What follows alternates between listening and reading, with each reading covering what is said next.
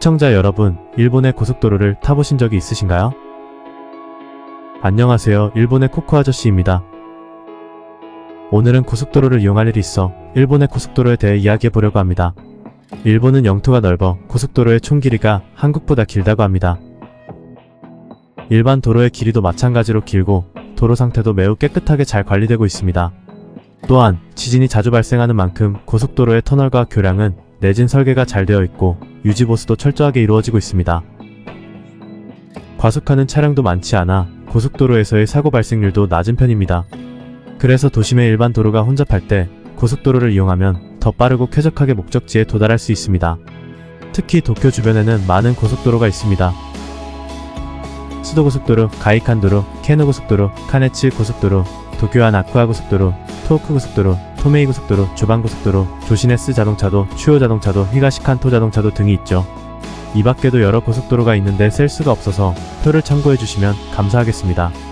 그런데 이 고속도로들을 각각 이용할 때마다 별도의 요금을 내야 한다는 사실 알고 계셨나요? 예를 들어 수도고속도로에서 케노고속도로로 갈아탈 때 요금소에서 요금을 내고 나면 케노고속도로 요금소에서 다시 티켓을 받아야 합니다. 오늘 제가 이용한 고속도로는 22km 구간으로 가이칸도로에서 케이오도로를 이용했는데 각각의 요금을 따로 지불했습니다. 가이칸도로 요금은 520엔, 케이오도로 요금은 130엔, 합해서 650엔입니다. 왕복으로는 1300엔, 하나로 약 12,000원입니다. 꽤 비싸지 않나요? 이렇게 각각의 도로를 이용할 때마다 요금을 내야 하니 한국과 비교해 요금이 높은 편입니다. 일본은 세계에서 가장 비싼 고속도로 요금을 가진 나라 중 하나라고 합니다. 그나마 넥스코 회사의 고속도로의 요금은 나은 편인데 이외의 민간 고속도로 회사는 훨씬 비쌉니다. 일본의 고속도로는 2005년에 민영화되었고 이때 일본 고속도로 공사 재팬 하이웨이는 4개의 민간 회사로 분할되면서 넥스코가 설립되었습니다. 넥스코는 일본의 고속도로를 운영하고 유지관리하는 역할을 맡고 있으며 다양한 교통 서비스와 관련된 사업도 수행하고 있습니다. 이러한 이유로 일본 사람들은 고속도로를 잘 이용하지 않고 일반 도로를 주로 이용하는 경우가 많습니다. 저도 마찬가지입니다. 고속도로 요금이 무료인 미국 같은 나라가 부럽습니다. 일본의 고속도로는 그 편리성과 정교한 설계로 세계적으로 인정은 받고 있지만 그 이면에는 많은 사람들이 불만을 품고 있는 고속도로 요금 문제가 있습니다. 일본의 고속도로 요금은 복잡한 체계와 높은 비용으로 인해 많은 운전자들 사이에서 논란이 되고 있습니다. 그렇다면 일본은 왜 이렇게 고속도로 요금이 비쌀까요? 처음에는 일본의 고속도로가 일정 기간 이후에 무료화될 것이라는 전제로 건설되었습니다. 일정 기간 동안 고속도로를 이용하게 되면 도로 건설비와 유지 관리비를 충당하고 고속도로 건설비가 모두 상환되었을 때 무료화하자는 이야기였죠. 그러나 2005년 민영화 이후 넥스코와 같은 민간 회사들이 고속도로를 운영하게 되면서 유지 비용을 회수하면서 수익을 내기 위해 노력하였습니다. 이로 인해 요금이 높아질 수밖에 없었고 2014년에는 고속도로의 무료화 기간이 2050년에서 2065년으로 15년 연장되는 법안으로 개정되었습니다. 이마저도 결국엔 더 연장될 가능성이 큽니다.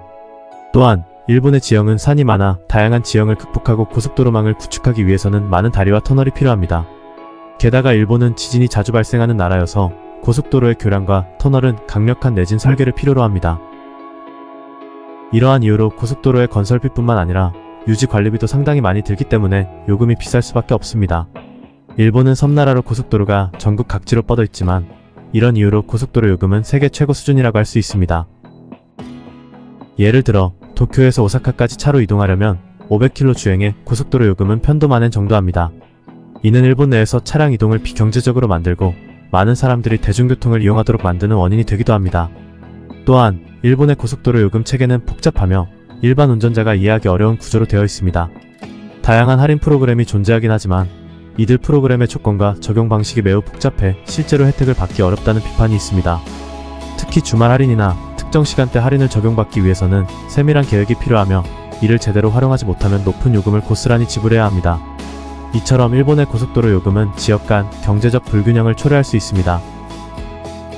예를 들어 대도시에서 지방으로 이동할 때 고속도로 요금이 너무 비싸기 때문에 일본 사람들이 여행을 가는 것을 꺼려하고 그로 인해 지방의 관광산업이나 경제활동이 위축될 수 있습니다.